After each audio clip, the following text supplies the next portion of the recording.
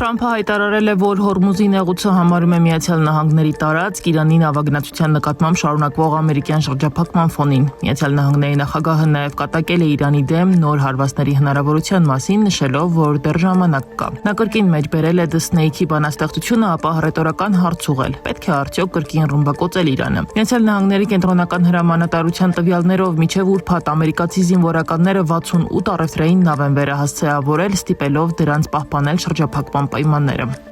Իր հերթին Թեհրանը Միացյալ Նահանգների տնտեսական նոր պատժամիջոցները որակում է որպես միջազգային իրավունքի խախտում եւ այլ պետությունների նկատմամբ ամերիկյան ինքնիշխանությունը տարածելու փորձ։ Իրանի ԱԳՆ ներկայացուցիչ Էսմայել Բաղային հայտարարել է, որ Վաշինգտոնը իրավունք չունի օտարերկրյա բանկերին ու ընկերություններին պարտադրել դադարեցնել օրինական առևտուրը Իրանի հետ։ Նրա խոսքով նման երկրորդային պատժամիջոցները միջազգային իրավունքում որևէ հիմք չունեն եւ խախտում են պետությունների ինքնիշխան հավասարության սկզբունքը։ Բաղային ամերիկյան նոր պահանջները կապել է նաեւ ծովային շրջափակման հետ, որը Թեհրանը համարում է ռազմական ագրեսիայի ակտ։ Իրանի նախագահ Մասուդ Փեզեշքյանը հայտարարել է, որ երկիրը ներկայում ուժեղ աշխարհաքաղաքական դիրքում է եւ պատերազմը հենց հիմա ավարտելու լավագույն հնարավորությունն է ստեղծվել։ Նրա խոսքով Իրանը հարգված դիրքում է, իսկ աշխարհը ճանաչում է իր հաղթանակը։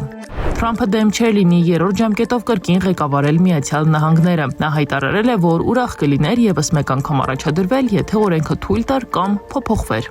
Մինչև Վաշինգտոնում քննարկվում է Թրամփի հնարավոր երրորդ ժամկետը, ռուս-ուկրաինական ճակատում շարունակվում են հարվածները։ Ռուսաստանի Դաշնության զինված ուժերը Չեռնոմորսկ եւ Յուժնի նավահանգիստներում ոչնչացրել են ռազմական գույքով պահեստներ եւ ուկրաինական զինված ուժերի համար նախատեսված վառելիքակսուքային պաշարներ։ Դրանից զատ ուկրաինական ԱԹՍ-ները Սամարայի մարզում հարվածել են Օզոնի լոգիստիկ համալիրին, տուժել են մի քանի մարդ։ Ավելի ուշ Օզոն ընկերությունը հայտարարել է, որ ցանցը շարունակում է աշխատել սովորական ռեժիմով։ Ֆրանսիայում անոմալ շոկը միլիարդավոր եվրոների վնաս է հասցրել գյուղատնտեսությանը։ Ավելի քան 40-ից բարձր ջերմաստիճանը զգալիորեն նվազեցրել է բերքատվության ու կաթի արտադրությունը, իսկ անասնապահության ոլորտում ավելացել են կենդանիների անկման դեպքերը։